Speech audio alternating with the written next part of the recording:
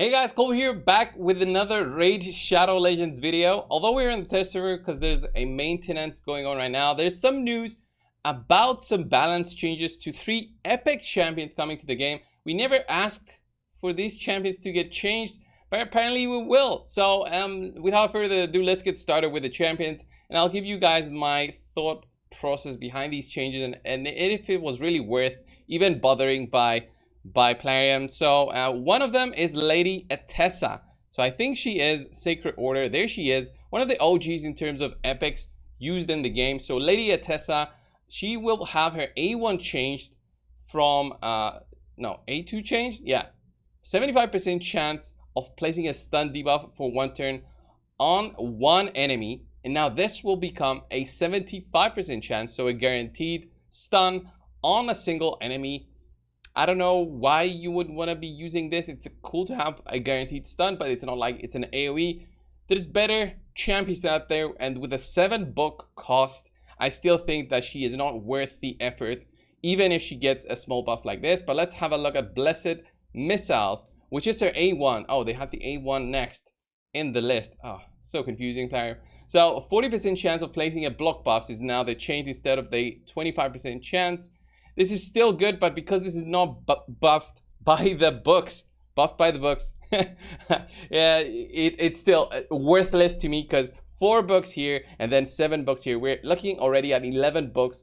Epic skill books are insanely hard to get, similarly to the legendary ones. It's not like they drop way more often. And then next up, the Fiend Purge is her A3 skill, attacks one enemy with 2 random allies.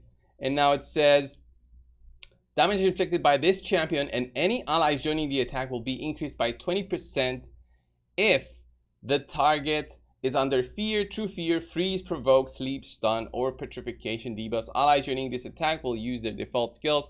So instead of just a stun, it's gonna have a whole bunch of debuffs that are possible to give her that small boost. It's good, but it's not as good as other ally attack champions. So let's say Farrakhan the Fat, another epic champion who doesn't need so many books and he's used in so many areas. Epic champions have the same chance to get them, really. Farrakhan and her, same chance to get her. Makes no sense to put your books on her. So this buff is basically worthless in my honest opinion. Why? Let's look at the other one. It's gonna be Teshara from the Barbarians. Again, a champion that I never thought of a change coming in. So let's check out Savage Fury.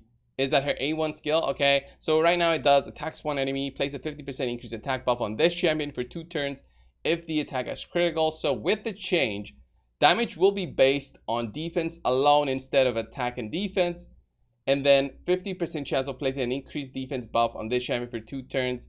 Okay, so they're making her more of a defensive based attacker rather than increased attack. It makes no sense really to have both of them on a champion. So yeah, kind of makes sense with this one. Maximum Carnage, her A2 skill is, I'm guessing, now will become damage will be based on defense instead of attack and defense. Good. Attacks 3 times on random. Each hit has a 75% chance of placing a 25% weaken debuff for 2 turns. So this will go to 100%, I guess. With the books, this will be a guarantee. The chance of placing the weaken debuff increases to 100% on critical hits. So, well, because if you're gonna build a nuker like her, you're gonna build her with 100%, right? A defensive based nuker.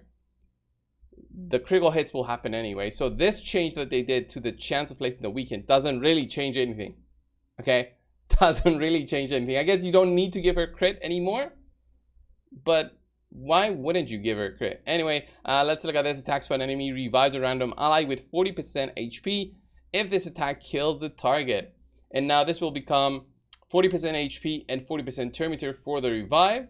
Then heals all allies by 15% of their max HP. But I'm guessing this will be changed completely to a revives an ally with 40% HP and 40% turn meter. So instead of killing somebody, then it's just going to be a revive without the attack. So this becomes basically a defensive kind of move.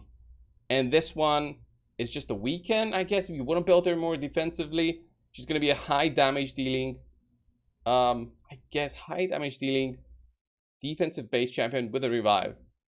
okay for an epic. In terms of faction crypts, I don't see her being used over, let's say, the guaranteed 180 days. Syl is fantastic as a reviver. Again, the books are not so important here. I wouldn't book her. I wouldn't book her, especially now with the chance for the critical hit. It's very easy to do 100% crit chance. Just give her some crit gloves, and you don't even need to get her to be a nuker. Just put that, you'll have the 100% chance without needing to book her. Maybe the revive has a cooldown. No, it says actually that they're just doing the heal. Instead of the damage, it's going to be the heal boost from 40% HP. I'm guessing it's going to have an increased amount healed. So that's an okay change, but again, nothing amazing. And talking about nothing amazing, let's go back to Lizardman with Jurang. I can't. Why? Who asked for changes to these champions? Nobody really. I guess they thought they were underwhelming. So now the A1 will become a 75% chance. Is it? Wait, is it the A1? Why do they confuse it so much? It's going to be the A2, stunning toss. This will be 75% chance to stun, and then becomes 100% chance. That's not bad, actually, with a 3-turn cooldown. Not bad to do the stun. Okay, I guess. Again, with the stuns, this is good. It's useful to have stuns, especially at 100% chance. Not so much. I wouldn't get this guy to level 60. I don't have him. I think didn't use him.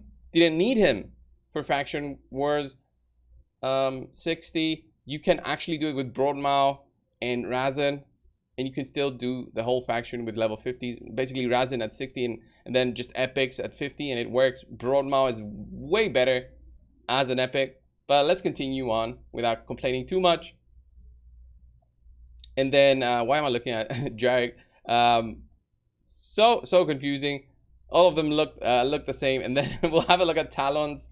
So attacks 3 times at random, 75% chance of placing a decreased attack debuff and a 60% decreased defense debuff for 2 turns. So this becomes a higher chance, basically 100% chance if you book it out to apply both of these. This is not that bad. Because you're triple hitting random, it can spread out and actually apply the decreased attack and decreased defense. That will help you clear the factions easier. But again, I wouldn't book him just because of that. Now, this basically increases their value without the books. That's what this does. With the 75% chance instead of 50, they become still valuable without the books. So if you will want to take anything from this video is, use those champions if you want to push a little bit for Faction Wars, but don't book them. All right, these are the changes, guys. Nothing else was noted, and I hope we get more of these for many more epics, so I can cover more of these champions without really needing to say why Plarium, just why did you do this. Anyway, this was the video, guys. Thanks a lot for watching. Subscribe if you haven't, and I'll see you in the next one. See ya.